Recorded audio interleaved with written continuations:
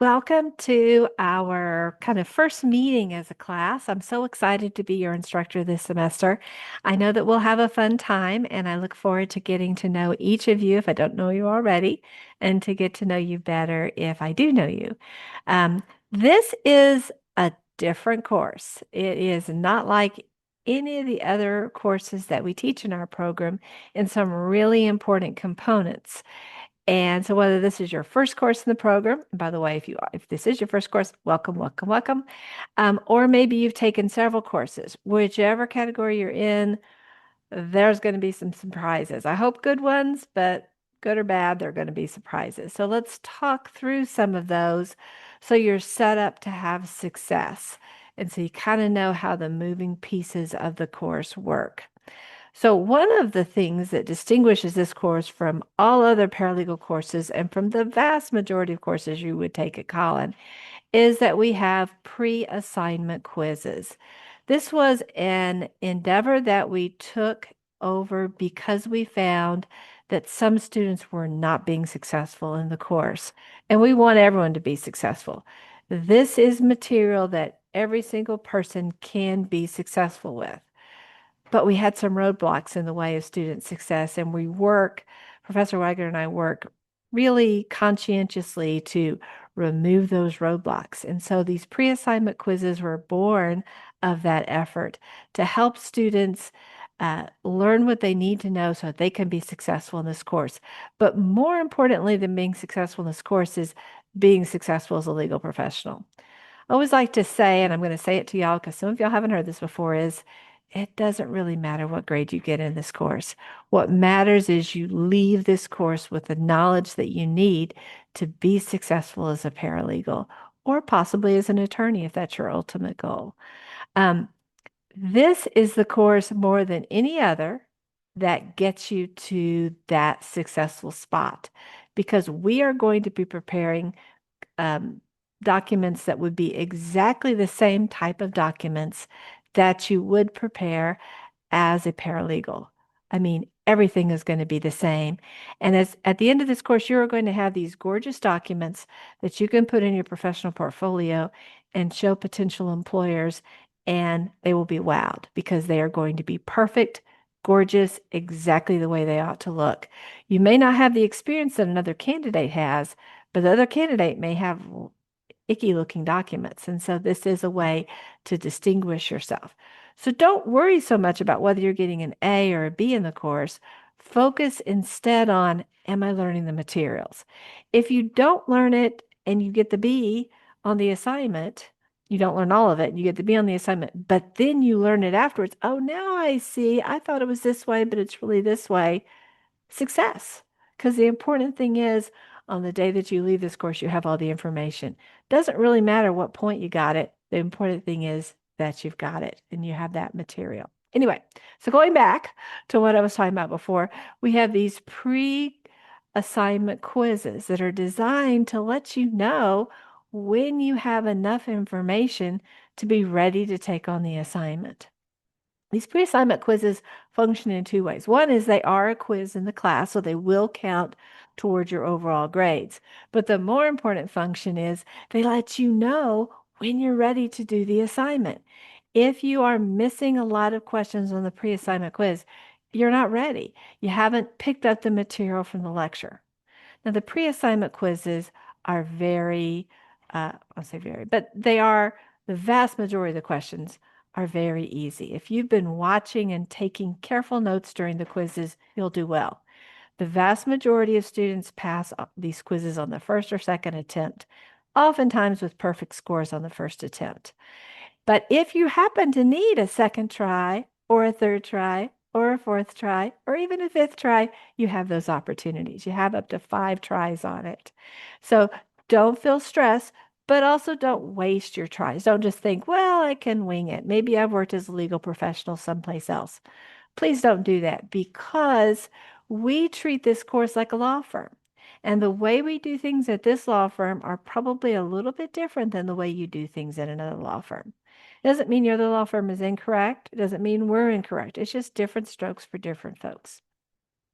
So We try to keep the way that we do our documents to be a very kind of conservative, traditional approach, an approach that any law firm is going to look at and say, that's gorgeous. That's exactly the vibe we want for our documents. Even if that law firm says, you know what, we do this a little differently, than what this document is, but we know and acknowledge this is a really traditional, awesome, beautiful document. So, whether you've worked at a law firm for 20 years or you've never walked into the door of a law firm, you're in good shape. You can learn this material, just don't assume you have information from another point of reference that you think you can cite in here because it may not fit perfectly. It may, but it may not fit perfectly. So you're going to take that pre-assignment quiz, maybe just the one time, maybe up to 5 times. You're going to get the 28 out of 30 on that, and then the assignment opens. So let me show you an example of the pre-assignment quiz. I'm going to go down here to the email module. Here we go. And we can see the pre-assignment quiz is right at the bottom here. By the way, there's a total of 6 pre-assignment quizzes. You're going to take this, you're going to get a 20, 28 or higher, very possibly a perfect 30. And then this box will open and you'll be able to see this document.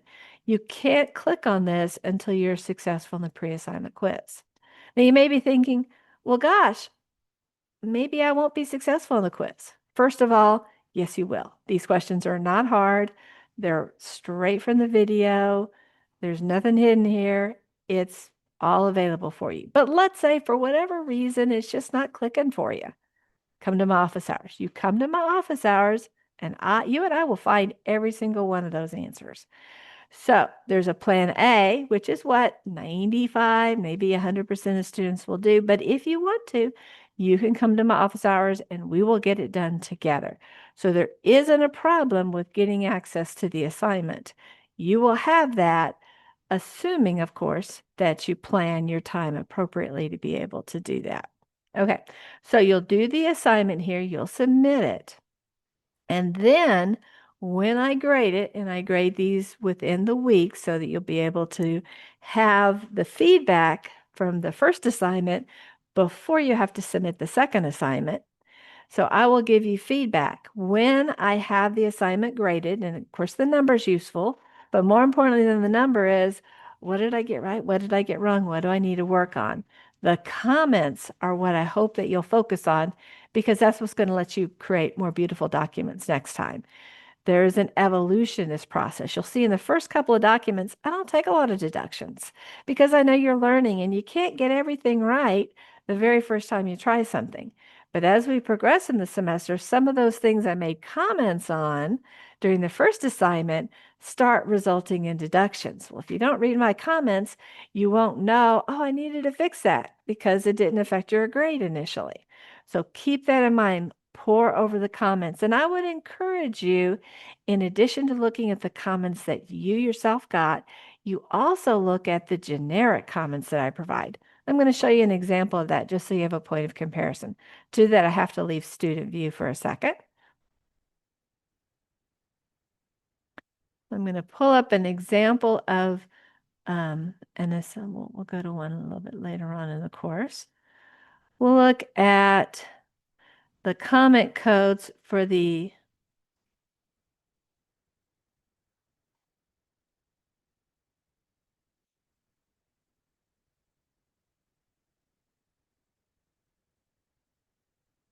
FOIA request we'll be doing later in the semester.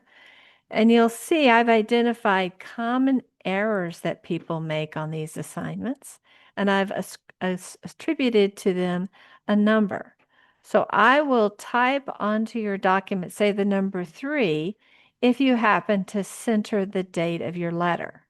I'm not going to write all this out. I'm just going to write a number 3. And then you'll go to this sheet because that will open once I've submitted your grade. And you'll be able to say, oh, what does 3 mean? Oh, it means I centered the date. Well, gosh, what was I supposed to do? Oh, it tells me right here. Um, you should have instead tabbed the date to the approximate center. Let's say you also had a number 10. Oh, you forgot to indent the ray line. And so you'll have these lists of these comments, and then you'll be able to figure out what your grade is. Maybe I made a mathematical mistake. Could happen, right? And so you can go ahead and check to see kind of what the grades are. So this is the rubric. These are the things to watch out for. You may say, well, how will I know what these errors are if I don't have this sheet beforehand? All this information is in the lecture, and I know that you know the information and you know it because you passed the quiz. So you're in great shape. You won't be missing many of these errors, but nobody straight out of the gates is going to get everything perfect every single time. So it is a journey, a learning experience. And so when I have graded everybody's, I will send around an email announcement explaining, hey, it's graded, guys. You can go ahead and go into your document and look it over. There's another thing I wanted to flag about document assignments, and that is I give extra credit on most document assignments. And the way that it works, not for the first one, but for ones after that, is if you will take one of my comments from the previous assignment. So our first assignment, for example, is the email assignment. Our next assignment is the interoffice memorandum. So if you, since I will have graded the email assignment before the interoffice memorandum is due, you'll take one of those comments from the email assignment and put it in the comments section of the interoffice memorandum. If you do that, I'm going to give you a point of extra credit. So instead of just being able to earn 30 points, you can earn 31 points. Let me show you how you would go about doing that. So I'm going to go back to student view, and I'm going to pick one of the assignments that doesn't have a pre-assignment quiz, and those are later on in the course. So we'll go to this one. So here's the actual assignment for doing a discovery request. I'm going to pretend that, so I'm going to just submit a random document here. So I've submitted it here, and I'm going to put a comment in my, we'll say on my last assignment, you reminded me not to use passive voice. You can write something that long, or you could just write, don't do a typo though. Don't be me. You might have just done maybe a number 11. That was one of the codes that appeared on my thing. So I have the document that I am submitting with this assignment, and I have my comment code right here. Do not put the comment code actually on the document that you're submitting. Put it in this little comments box. For some assignments, you're going to have multiple documents. And so in that case, of course, you'd add one more document here. Just going to go ahead and randomly pick one. Now I can see two documents. Now, I highly encourage you to be clever about your document naming so you don't inadvertently post the wrong assignment or the wrong version of the assignment. But if you happen to do so, I'm not sure these are the right documents. I have my comment code. I'm going to hit the submit button. Can you get the confetti? Or I guess, yeah, there it goes. I can also see the documents that I submitted. I can open them up and look at it. Please do so. Because if you submit the wrong document, I can't give you a grade on that particular activity. So go ahead and make sure, click on both of these to make sure they're correct. Let's assume, oh gosh, that's not what I wanted to submit. What do I do then? Well, I go back to new attempt. I'm going to post my documents again. Let's say only one was incorrect. Well, you have to repost both or two or three or whatever the number is. Again, you can't just obviously Canvas doesn't know which one was right and which one was wrong. So if you do a new attempt, go ahead and submit everything again. And I'm going to do my comment again, and I hit submit. And again, I can do this as many times as I want. The professor doesn't need to be involved in it at all. And you can do this up until the due date. So sometimes students are like, well, I got the assignment done, but I'm still waiting to get your comments. I'm still waiting to get that extra credit. Well, in that situation, you can go ahead and post things Then open them up, add the comment about the extra credit, make revisions based upon the feedback that you've received, and go ahead and submit it again. I typically grade documents on Saturday night. These assignments will be due on Sunday night, so you'll have 24 hours usually. Sometimes I'm grading it at 2 and 3 in the morning. I'm a night owl. So it may not be totally 24 hours, but you'll have very close to 24 hours to incorporate any additional comments that I have. Keep in mind, you've already passed the quiz, you've already drafted your document. These are just some fine touches you're going to do. So you'll have more than enough time to do so. So hopefully that makes sense in terms of how to handle the assignment. So don't be surprised if you see um, modules on the course that are grayed out. They will open. Again, let me just go back here. This first one will open when you pass the quiz. The second one will open when I have graded the assignment. Okay.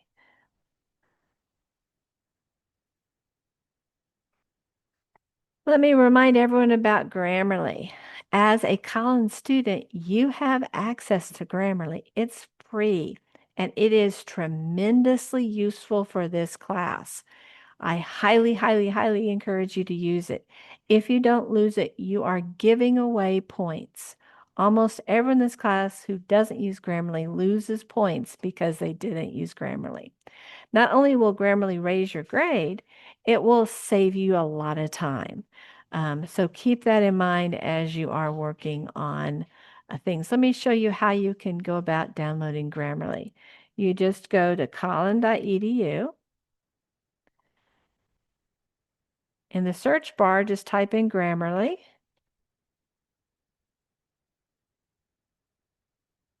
And this literally will give you the information about how to access it, how to download it onto your computer, et cetera, et cetera.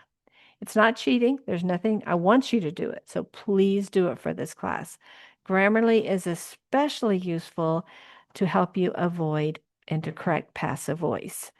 Most of this course isn't about grammar. It's more about formatting of documents. Grammarly can't help with that, but Grammarly can help you a lot with punctuation and grammar errors and also stylistic errors. So I definitely would ask that you use it every single time you make a submission, be it an email to me or a discussion board post or a assignment. You obviously can't use it on quizzes or on examinations, but every other time you are certainly encouraged to use it. If you need help figuring out how to use Grammarly, feel free to pop in to my office hours and I'll be glad to assist you.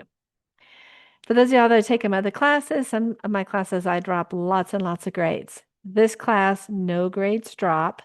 I only have, I think, 9 discussion boards in this class. So as you may know, I usually do only keep the 10 highest. Well, there's only 9 or 10, so there's nothing to drop in that case. So every single graded assignment will affect your overall grade.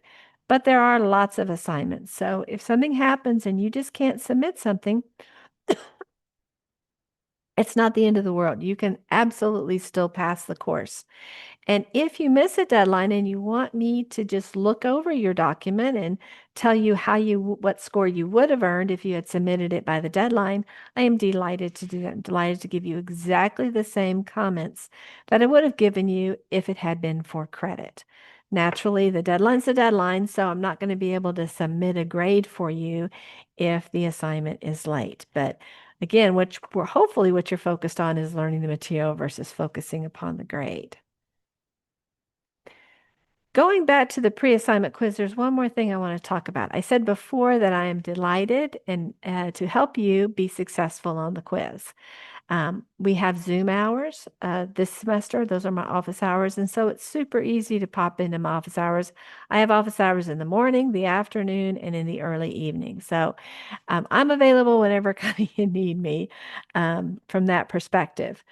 But I do want to alert you to one fact, and that is once I help you on the pre-assignment quiz, that grade isn't going to count for your overall grade. It will help you get into the assignment, but I'll have to remove that grade for the purposes of calculating your overall grade because that pre-assignment quiz also counts just as a normal quiz grade.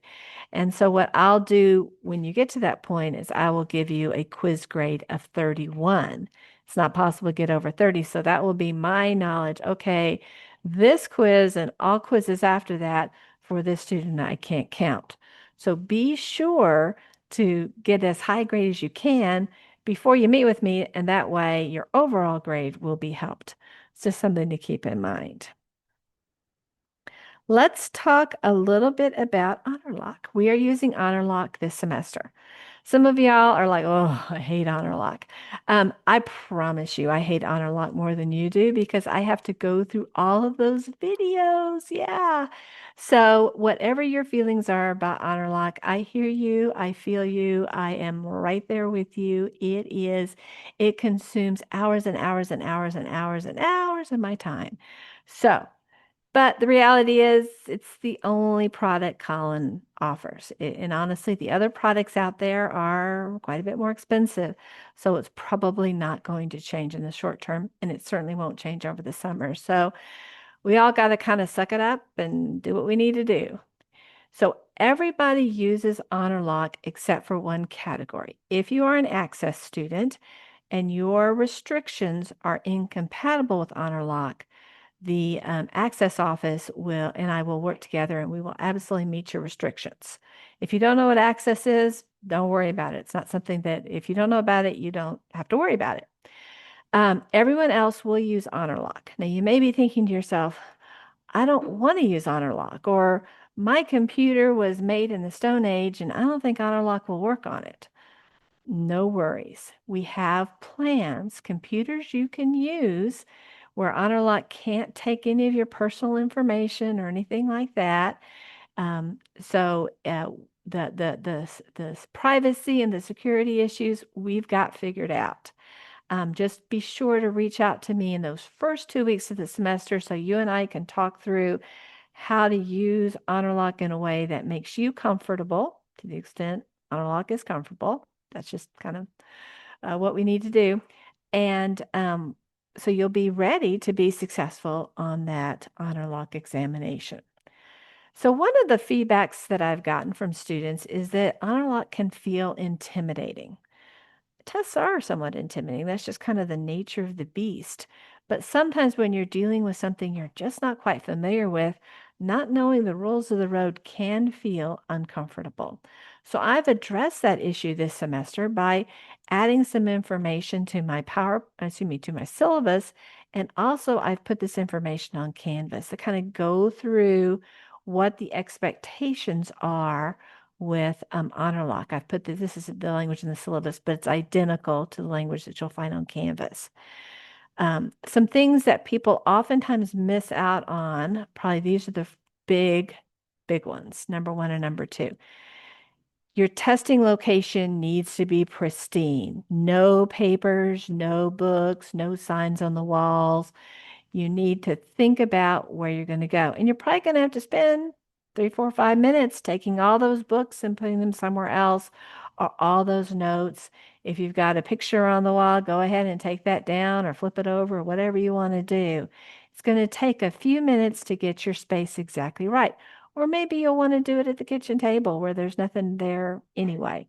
That's kind of your choice. Alternatively, you can reserve a study carrel in the library, and there won't be anything in your space under those circumstances. But that's really important. I will tell you that students who have gotten disciplinary problems, that is a very common reason that they have extraneous stuff in that area. It needs to be neat as a pin. Nothing at the surface. So testing location, really important. And of course, the way that we know what the testing location looks like is because of the room scan. This is the other problem people do, is they don't understand how important that room scan is. Because there isn't a proctor present, you have to scan everything that the proctor would be able to see. That means under the table, under the seat, you have to stand up and scan under where you sit, behind the monitor, all around. And you're not doing this super quick. You're doing a very slow turn. So your scan is going to take probably 4 or 5 minutes to kind of look at all of the nooks and crannies, cover all of the territory. You don't have anything to hide, so doing it carefully and slowly is a really powerful way of letting the proctor know that you don't have anything to hide. So take the 5 minutes to pick that testing location, then take the 5 minutes to do the room scan. Because then you can like, I got it done. I don't have to worry so much because I've done what I needed to do. Those are the two areas I'm telling you as I review the videos where people are most likely to miss on that. And I'm going to be honest with you. When I see somebody who has stuff in the area, I assume they're going to cheat. I just do. And because it's a violation, whether they cheated or not, it's something I have to turn in. So be sure to get those two things taken care of. I know 90% of y'all would never think to cheat. And I want to protect you because there is that 10% out there. Maybe it's more, maybe it's less, who may cheat. And that's not fair to you. So when you do these actions, don't think of it as Groover doesn't trust me. Think about it as Groover's protecting me and she's protecting my grade. She knows I wouldn't cheat. I know I wouldn't cheat. And these are the ways I can demonstrate that. That is honestly the spirit that I go through. When I go through the videos, I don't want to find cheating. That's the last thing I want to do. For one thing, it takes a lot of paperwork. But more seriously, it's disheartening for me to have to go through that process. It is very time consuming. It's not fun for anybody. And that's why by having these very clear rules, it becomes so easy for people to know what they can and cannot do. So they don't do those things. And that way I don't have to turn people in. So win-win, right? Okay. One last thing I want to talk about, and that is um, my schedule. I am available Mondays through Fridays, Fridays up until 5 p.m. Over the weekends, I do not look at my email. I don't have office hours. I don't meet with students. So if you haven't communicated with me before 5 p.m. on Friday, I won't see your message until Monday, and I won't be giving you any extensions. I wouldn't be giving you an extension anyway because the deadline's a deadline, but I want to let you know that fact. Now, if for some reason you want to record, you can send me the email. You can let me know, hey, this happened, but just know I'm not going to open it. I'm not going to see it until Monday morning. If you want help, you can email me at 4:59 p.m. and I'll figure out a time, or I'll try to figure out a time to communicate with you. I may or may not be successful. It may not be able to happen.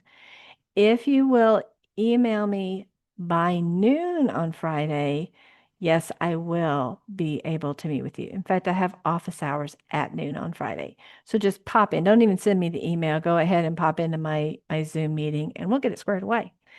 A lot of times, especially if you're having a problem with the pre-assignment quiz, it's super easy peasy. You got 2 or 3 questions that you just got something turned around in your head, and it's like, oh, that's what. Oh, yeah, now I get it. And it's a super easy peasy little meeting we can get squared away.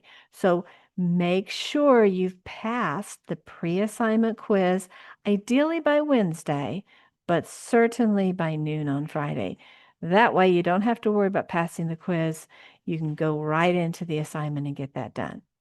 Of course, if you get the quiz done a little earlier and you're having problems with the actual assignment, getting it done earlier allows us more time to meet together. And by the way, when you come to see me, I provide a tremendous amount of support for students. I'm happy to be with you, hold your hand throughout the whole process of preparing a document or doing a quiz. So don't be shy.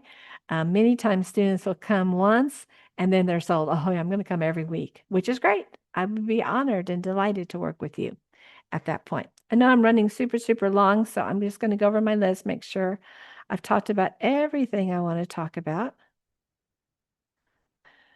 The only other thing I want to mention is that the videos are essential. We don't have a textbook in this course. And so the way that you get the information is through videos. And that really kind of reflects very possibly the environment that you'll have as a legal professional. There may not be a style book in your law firm, especially if it's a small one. These may be things you hear word of mouth. Everything in the lecture you should write down.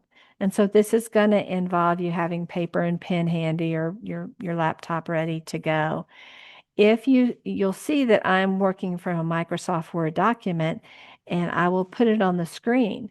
Take screenshots if you want, type it, hot type it yourself, write it out yourself, but everything in that document you'll want to have to be successful on the pre-assignment quiz and also on the document assignment. If I go through examples, you'll want to write that stuff down. So if I say it, please take it seriously. Please note it down in your notes so you'll have that information ready. Again, I'm so excited to be your instructor. I'm looking forward to getting to know everyone. Thank you so much for your attention. I hope you have a wonderful day.